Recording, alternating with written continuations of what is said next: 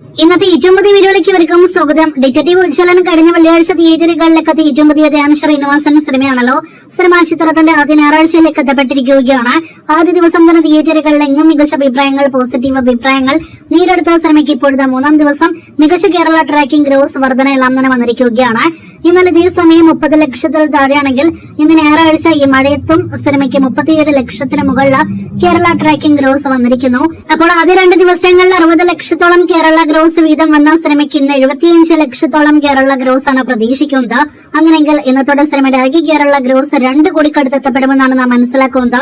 ആകെ മൊത്തത്തിൽ മികച്ചൊരു കേരള ഗ്രോസ് ആണ് വെറും 3 ദിവസങ്ങൾ കൊണ്ട് ധ്യാൻ സിനിമ കേരളത്തിൽ മാത്രം നേടിയെടുത്തിരിക്കുന്നത്.